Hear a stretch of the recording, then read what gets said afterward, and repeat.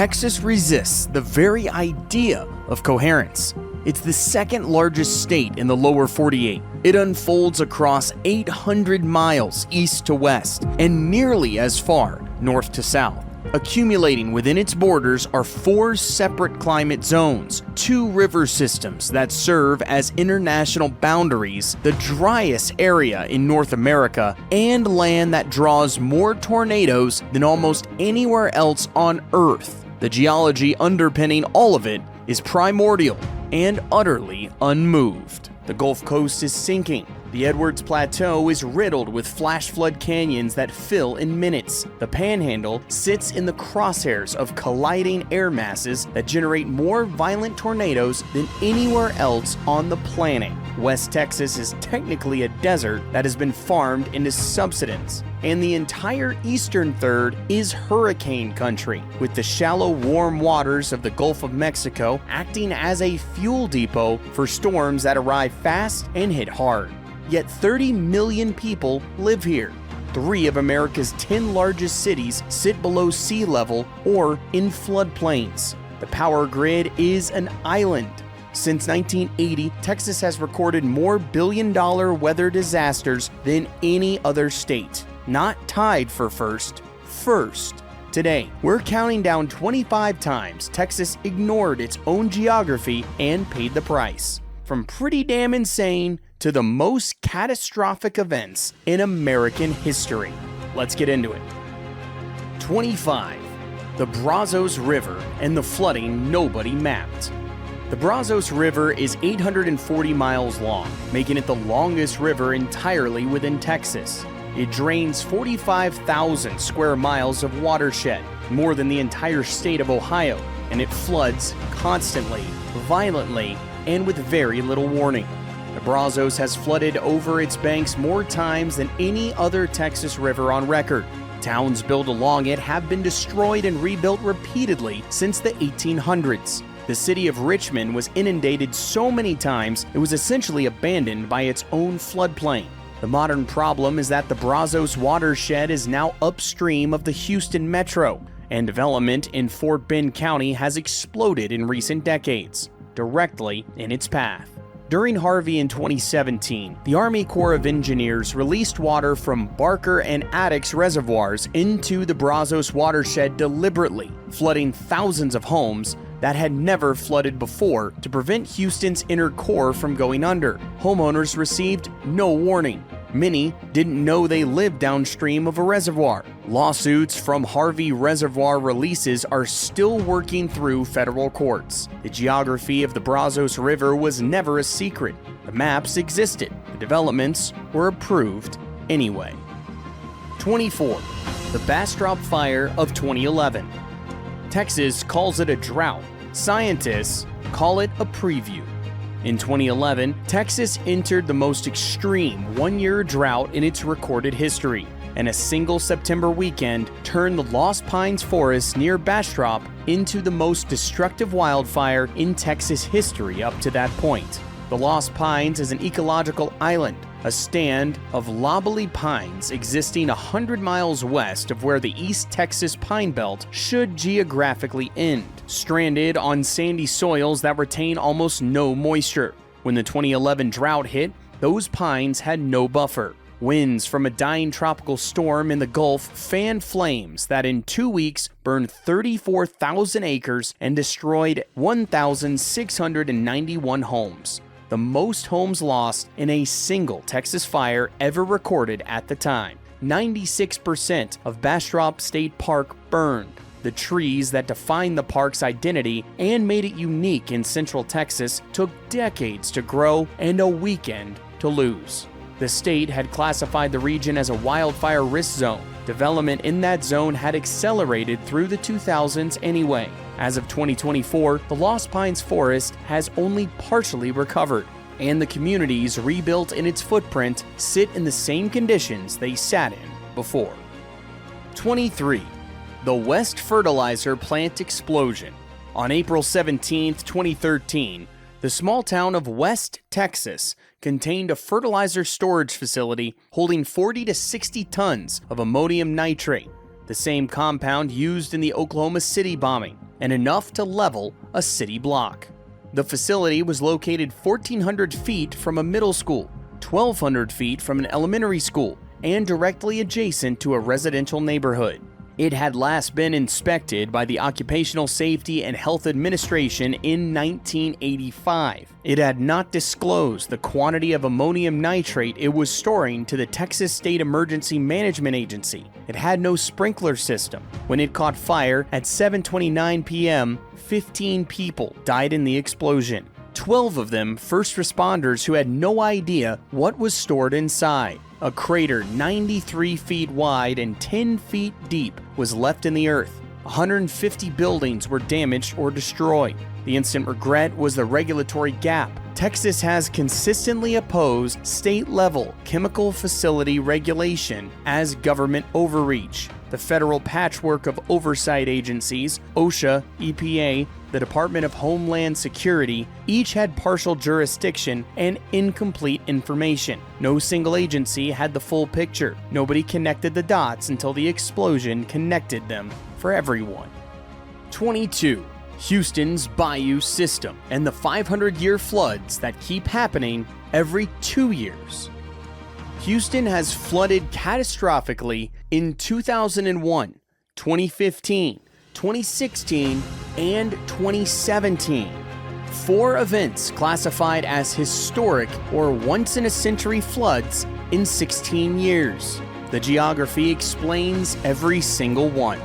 Houston sits on flat Gulf coastal plain clay, the least permeable soil in Texas. Rain that falls on it has almost nowhere to go except into the bayou system that threads through the metro. Houston also has no zoning laws, the only major American city to operate without them, meaning concrete and asphalt have spread across the watershed for decades unchecked, eliminating the prairies and wetlands that once slowed runoff. Every acre of prairie paved adds runoff to the bayous. The bayous were designed in the 1940s for a metro of 600,000 people. Greater Houston now holds 7 million. During the 2015 Memorial Day flood, 24 billion gallons of water fell on the Houston area in 24 hours. During 2016's Tax Day flood, another 240 billion. Neither was Harvey. Harvey dropped an incomprehensible 60 inches of rain in parts of Harris County, the highest rainfall total ever recorded from a landfalling U.S. hurricane. The bayou system was never the problem. Building a city of 7 million people on top of it without drainage to match was the problem. 21. The Freeport LNG and Texas Gulf Coast industrial overpressure.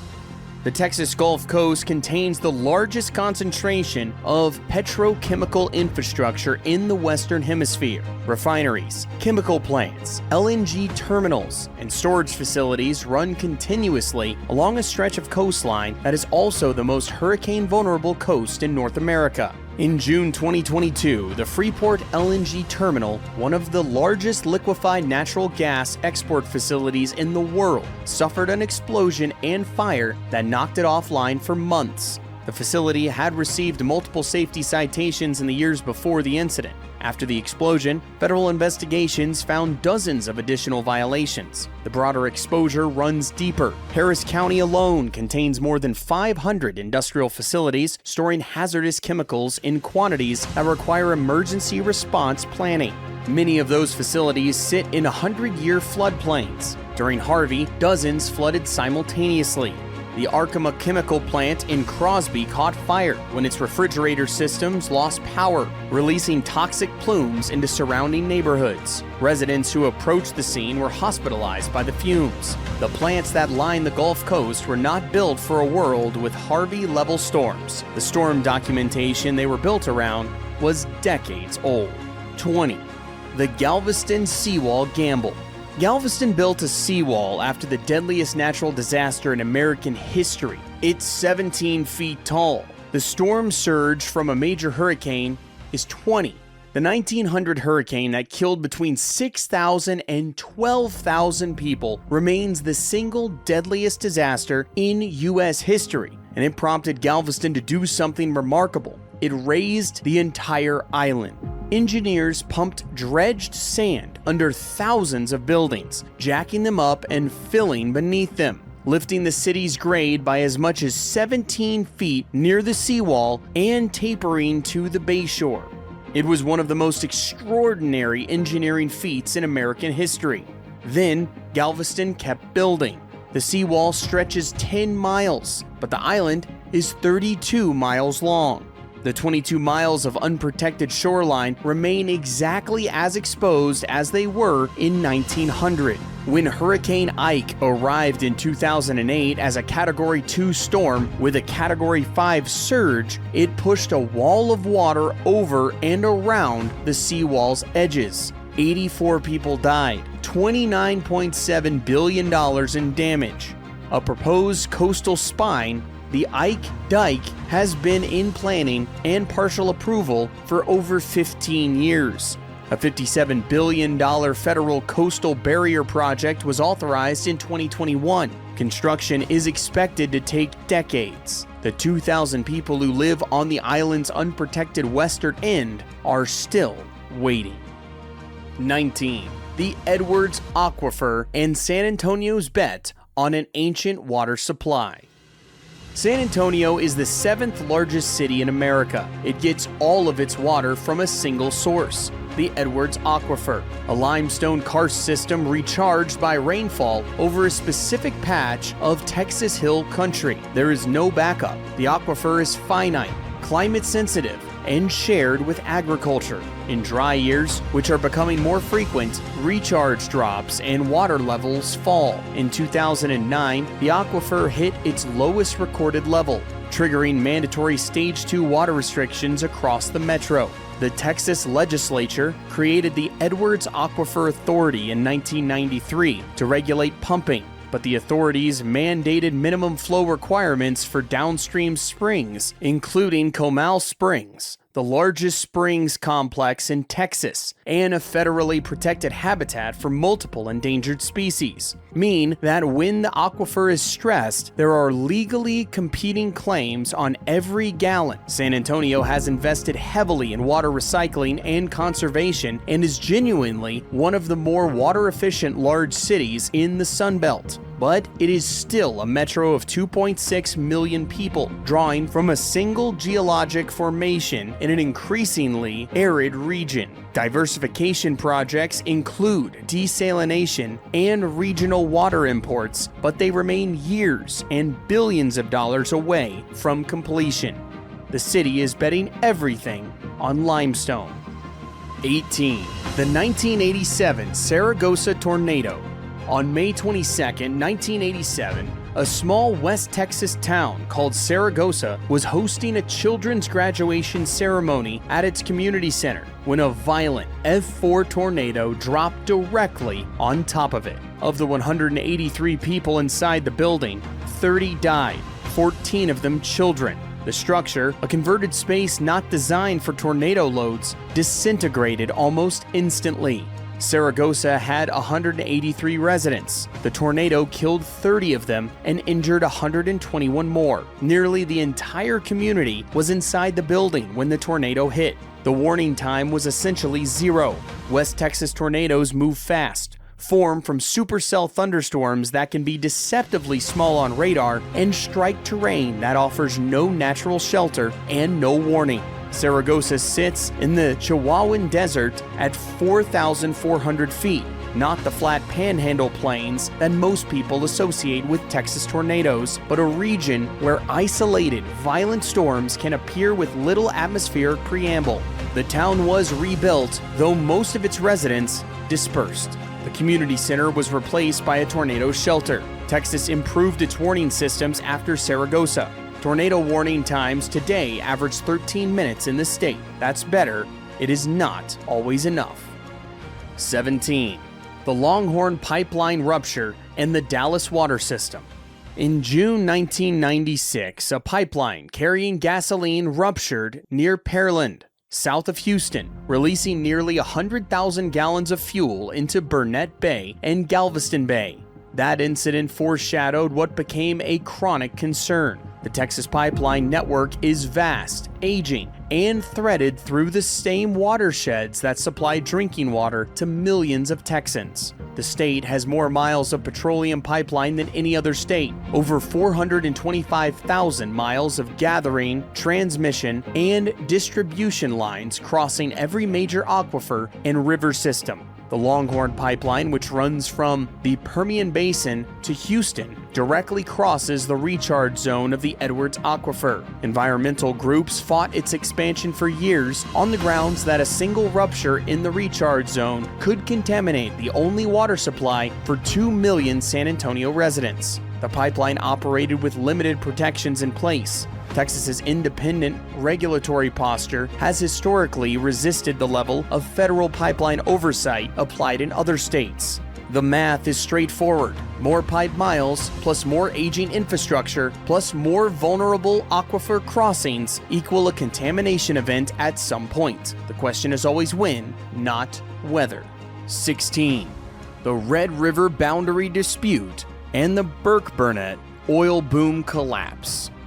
In the 1910s, oil was discovered along the Red River, which forms the border between Texas and Oklahoma. That should have been straightforward. It wasn't, because nobody had surveyed the Red River carefully, and the river itself had been moving for centuries. Texas and Oklahoma each claimed the oil fields fell on their side of the border, triggering a legal standoff that went to the Supreme Court 3 separate times. The underlying geography, a meandering river channel shifting with every flood, made any fixed boundary legally unstable. Meanwhile, the Burke-Burnett oil boom that launched in 1918 processed so fast and with so little regulation that the infrastructure collapsed before most producers recovered their investment. Pipelines were laid directly through what would later be identified as sensitive Red River floodplain. Saltwater disposal from oil production contaminated the watershed upstream of multiple municipal water intakes. The boomtown of Burke-Burnett shrank from 30,000 people at peak to under 10,000 people within a decade. The Red River boundary was not officially resolved until 2000. 80 years of legal uncertainty generated by a river doing exactly what rivers always do: moving. 15. The Balcones Escarpment and Texas Flash Flooding. There is a geologic feature in Texas that hydrologists refer to as Flash Flood Alley, and it runs right through the geographic center of the state's most popular tourist corridors. The Balcones Escarpment is a fault-generated limestone shelf where the Texas Hill Country drops to the Gulf coastal plain. When moist Gulf air moving northwest collides with the escarpment, it rises rapidly and produces rainfall events of extraordinary intensity in a very short period. The canyons draining the hill country, the Guadalupe, the Frio, Pedernales, the Llano, are narrow, rocky, and respond to rain miles upstream in under an hour. In 1987, the Guadalupe River at Comfort rose 33 feet in 45 minutes. In 2015, floods on Memorial Day weekend killed 13 people in Wimberley when a 40-foot wall of water swept through the Balco River corridor at 3 a.m. A vacation cabin was washed entirely off its foundation with a family inside. The bodies of some victims were never recovered. Camp and cabin development along these rivers has exploded over the past 30 years. The Airbnb economy has put tens of thousands of visitors into hill country river cabins every weekend. The geology has not changed. The rivers rise the same way they always have. The audience has grown considerably. 14. The Dust Bowl and the Texas Panhandle. The worst self-inflicted environmental disaster in American history started here. In the 1910s and 20s, farmers plowed up to 100 million acres of native shortgrass prairie across the southern Great Plains, land that had evolved over millennium to anchor the soil in place through drought. The Texas Panhandle was the epicenter. The native grass that held the soil had survived 10,000 years of drought cycles. The wheat that replaced it died in a dry year and left bare dirt. When the 1930s drought arrived, not a particularly extreme drought by geologic standards, the unanchored topsoil lifted into storms that turned day into night from Texas to the Carolinas. Black Sunday, April 14, 1935, produced a dust cloud 60 miles wide and 8,000 feet tall that moved at 60 miles per hour. People who were caught outside suffocated. 850 million tons of topsoil were blown off the southern plains in a single storm. Over 500,000 people were left homeless across the southern plains. The Texas Panhandle lost a generation of its population and didn't fully recover agriculturally for decades. The topsoil that blew away took centuries to form. It has not come back. 13. The Texas City Disaster. The largest industrial accident in American history didn't happen in a chemical plant, it happened on a boat. On April 16, 1947, the French cargo ship Grand Camp sat in Texas City Harbor, loaded with 2,300 tons of ammonium nitrate fertilizer. A fire broke out in the hold at 8 a.m. Spectators gathered on the pier to watch. At 9:12 a.m., the ship detonated.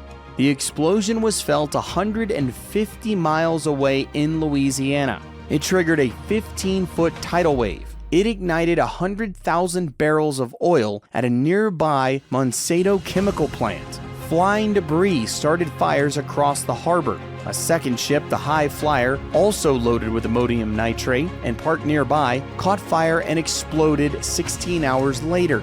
581 people were killed. Nearly 5,000 were injured. The entire Texas City Fire Department, all 27 volunteer firefighters who had responded to the initial ship fire, were killed in the first explosion. It remains the deadliest industrial accident in U.S. history. The instant regret, the danger of large ammonium nitrate shipments in populated ports was not unknown. The chemical had exploded in disasters in Germany in 1921. American port authorities had received warnings.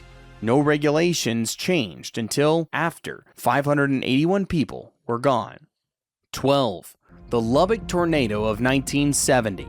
On May 11, 1970, a tornado struck Lubbock, Texas at 9:45 p.m.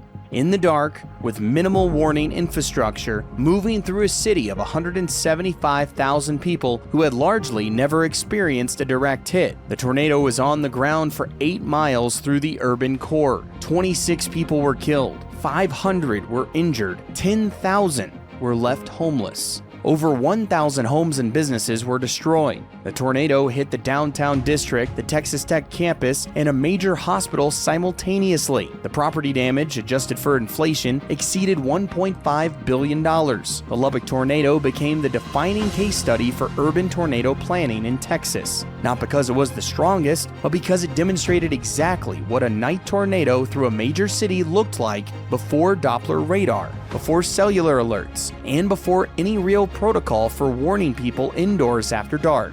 The lessons from Lubbock directly shaped the National Weather Service's Texas warning procedures. The state has 300 days of thunderstorm activity annually. The Lubbock Metro now holds 330,000 people. The Southern Plains average 60 tornadoes per year in Texas alone. 11. The 2011 Texas drought and the wildfire siege. If 2011 was California's worst drought on record, it was Texas's too, and Texas felt it differently. The drought that year was the worst single-year drought in Texas recorded history, breaking a record set during the 1950s drought that itself had been compared to the Dust Bowl. Statewide, 2011 brought $7.62 billion in agricultural losses. Cattle herds were liquidated because there was nothing to feed them. The state's rice crop essentially ceased to exist because the Colorado River Municipal Water District couldn't allocate water to farmers. But the compounding catastrophe was fire. Between January and November 2011, Texas experienced 30,000 wildfires, burning 3.9 million acres, the most acreage burned in any single year in Texas history. The Bastrop Fire alone destroyed 1,691 homes. Across the state, nearly 3,000 homes burned in 2011. Texas had a structural fire vulnerability that California has, and Oklahoma approaches, but few other states match. a vast rural landscape, volunteer fire departments covering enormous distances, dry grass that burns faster than engines can respond, and a political culture resistant to the kind of preventative burns and vegetation management that reduce fuel loads. 2011 was the preview. The climate trajectory since then has not improved. 10. The Odessa Midland water crisis and the Permian Basin extraction math. The Permian Basin produces more oil than most countries. It also sits in the driest permanently inhabited corner of Texas, drawing on groundwater so ancient it is classified as non-renewable. The Ogallala Aquifer underlies the northern Permian and Panhandle. In West Texas, local aquifers like the Santa Rosa and the Rustler have no meaningful recharge rate in the current climate. Oil and gas operations in the Permian require enormous volumes of water for drilling, for hydraulic fracturing, and for pressure maintenance. In 2023, the Permian Basin used an estimated 2 billion gallons of water per day for oil operations alone. Much of that water is produced water, brine extracted with the oil, but freshwater consumption remains substantial. Midland and Odessa have experienced water pressure drops, emergency conservation orders, and infrastructure failures in recent years tied directly to the strain on local supplies. The Texas Water Development Board projects that the southern Ogallala could be depleted in portions of the Panhandle within 20 years under current usage. The state, whose economy runs on oil extraction, is extracting the water underneath it at the same time. With the same long-term math, you only get to use it once. 9. The 1900 Galveston Hurricane, America's deadliest natural disaster. On September 8, 1900, a Category 4 hurricane made landfall at Galveston, a city of 37,000 people on a barrier island that averaged 4.5 feet above sea level. The island had no seawall. It had no meaningful high ground anywhere. Meteorologists had warned that Galveston was dangerously exposed. The city's chief meteorologist, Isaac Klein, had published a paper years earlier arguing the island's geography protected it from serious storm surge. That paper was catastrophically wrong. The storm surge was 15 feet. It swept entirely across the island. Between 6,000 and 12,000 people died. The range reflects how thoroughly the disaster destroyed its own records. At least 1/6 and possibly 1/5 of the city's entire population perished in a single night. Bodies were collected for weeks. The stench was so overwhelming that hundreds of additional bodies were loaded onto barges and dumped at sea, then washed back onto the shore by subsequent tides. The dead were eventually cremated in mass pyres on the beach. No natural disaster in American history has killed more people. The geography of the island had not changed between when meteorologists warned it was vulnerable and when the hurricane proved them right. What changed was only the calendar. 8. The Wichita Falls tornado of 1979 and Terrible Tuesday. April 10, 1979 is called Terrible Tuesday in North Texas. That afternoon, a tornado outbreak produced 11 twisters across the Red River region, but one storm did nearly all the damage. A massive F4 tornado cut through Wichita Falls at 6:05 p.m. on a path 1.5 miles wide and 3.5 miles long through the city's residential core. 42 people were killed, 1,740 were injured, 20,000 were left homeless. 3,000 homes were destroyed in 43 minutes.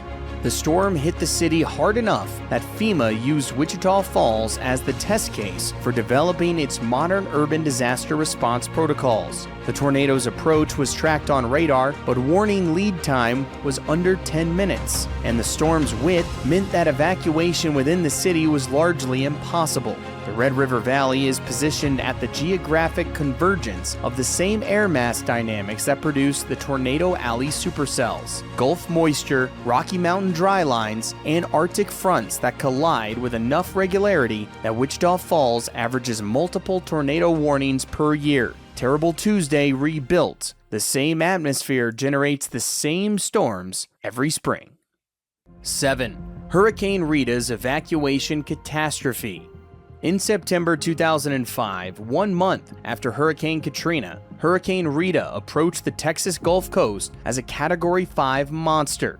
The Houston-Galveston Metro, freshly traumatized by watching New Orleans drown, attempted the largest evacuation in American history. 2.5 million people got in their cars simultaneously. The result was a 100-mile-long traffic jam that moved at walking pace in 100-degree heat. People ran out of gas on the freeway and sat for hours. At least 107 people died during the evacuation itself, including 23 elderly nursing home residents who died when their bus caught fire on Interstate 45, the same highway hundreds of thousands were trying to escape on. Rita made landfall as a Category 3 near Beaumont instead of Houston, sparing the city's core, but the evacuation failure it exposed was real and geographic. The Houston Metro has 6 outbound freeway corridors for a metro of 6 million people, a ratio designed for routine commuting, not catastrophic simultaneous departure. After Rita, Texas implemented contraflow lane reversal on major evacuation routes. When Ike hit in 2008, officials issued a sheltering-in-place order for much of the coast, partly because they knew they couldn't safely move everyone out again. Pick your impossible choice. 6. The 2021 Winter Storm Uri. Texas runs its own grid for a reason. In February 2021, that reason cost 246 people their lives. Winter Storm Uri brought temperatures to Texas that hadn't been seen in over 30 years and exposed a power grid that had been explicitly warned was unprepared for exactly this scenario. After a 2011 cold snap caused grid failures, the Federal Energy Regulatory Commission issued a report recommending that Texas winterize its power generation equipment. The recommendation was voluntary. Texas did not act on it. A decade later, Uri hit.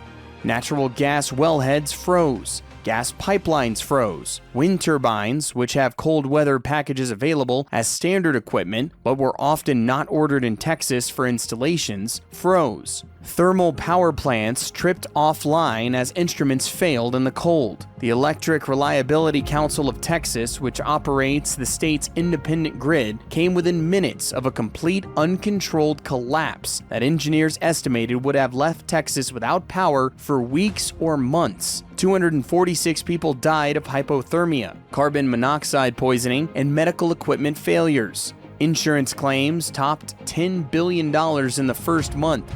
Total damages reached $195 billion, more than any natural disaster in Texas history, including every hurricane combined. The grid ran on its own by design, isolated from neighboring grids that could have provided emergency power. That isolation, sold as independence, became a trap. 5. The Galveston Hurricane of 1919 and the convoy disaster.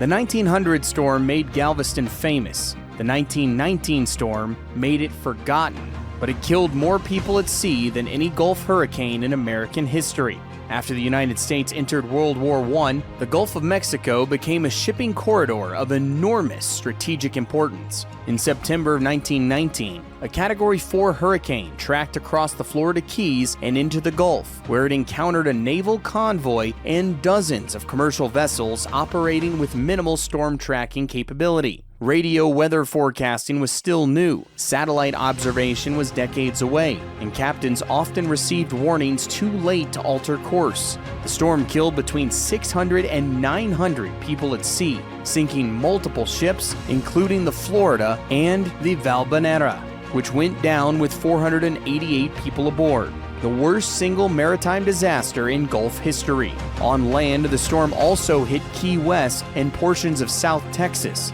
killing hundreds more. The disaster accelerated investment in Gulf weather forecasting infrastructure. It also illustrated a geographic truth that remains relevant. The Gulf of Mexico is a warm, enclosed basin with predictable storm tracks and an extraordinarily difficult geography for maritime escape. Ships in the Gulf during hurricane season have limited options. That has not changed. 4. The Tri-State Tornado of 1925 and the Missouri-Arkansas-Texas outbreak. On March 18, 1925, the deadliest tornado in American history ripped across Missouri, Illinois, and Indiana for 219 miles. A path so long that at the time, meteorologists debated whether a single tornado could stay on the ground that far or whether it had to be multiple storms. It was one storm.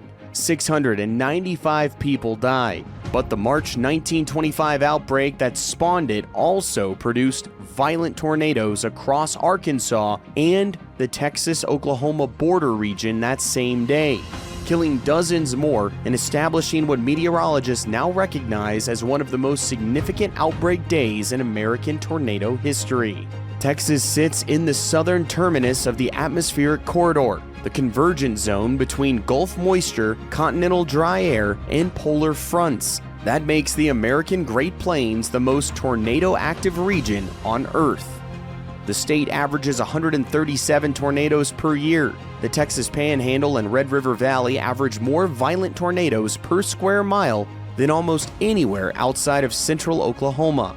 The geography that makes Texas fertile, large, and climatically diverse also makes it the southern anchor of a storm corridor with no equivalent anywhere else on the planet. 3. Hurricane Harvey. 60 inches, $125 billion, 36 counties underwater. In August 2017, Hurricane Harvey made landfall near Rockport as a Category 4 and then stalled. That stall was the catastrophe. Harvey moved at 2 miles per hour, nearly stationary, for 4 days over the Gulf Coast, drawing continuous moisture from the 90-degree water beneath it and dumping it on Houston. The rain gauge at Cedar Bayou recorded 60.58 inches, the highest rainfall total ever recorded in the continental United States from a single storm event. 33 trillion gallons of water fell on Texas and Louisiana. Harris County received the equivalent of its annual average rainfall in 4 days. The Bayou system maxed out within hours. The Addicks and Barker reservoirs, built in the 1940s for a Houston that didn't yet exist at its current scale, overtopped and had to be released deliberately. FEMA's 100-year floodplain maps, the basis for flood insurance requirements across the metro, were outdated by decades. 150,000 flooded properties were outside the mapped floodplain entirely. 36 counties were declared federal disaster areas. 103 people died. 30,000 were displaced. $125 billion in damage. It became the costliest tropical cyclone in United States history. The FEMA maps that didn't flag those 150,000 homes, in many cases, they still haven't been updated. 2. The 1953 Waco tornado and the birth of modern tornado science. On May 11, 1953, a tornado dropped into Waco, Texas at 4:37 in the afternoon. Peak business hours in a downtown that had no warning system, no shelter protocol, and no real framework for understanding what was happening. The F5 tornado was on the ground for 23 minutes in the city. 114 people were killed, 597 were injured. The RT Dennis building, a 5-story furniture store packed with afternoon customers, collapsed entirely. 35 people died inside it alone. In the 1950s, the U.S. Weather Bureau did not publicly issue tornado forecasts or warnings. The word tornado was considered too alarming to broadcast. Meteorologists believed, incorrectly, that publicizing tornado risks would cause mass panic worse than the storms themselves. Waco died because of a policy decision built on condescension, not evidence. The 1953 Waco tornado, along with the Flint Beecher tornado in Michigan that same year, directly forced the Weather Bureau to abandon its tornado warning prohibition. The next year, tornado watches and warnings became standard. The Waco disaster killed 114 people, and the policy that left them ignorant was changed within 12 months. It took 114 deaths to make a forecast. Today, the NWS Storm Prediction Center runs 24 hours a day from Norman, Oklahoma, tracking every supercell in Texas in real time. It exists, in part, because of what happened on a Tuesday afternoon in Waco. 1. The 1900 Galveston hurricane revisited, and the city that rebuilt on the same sand.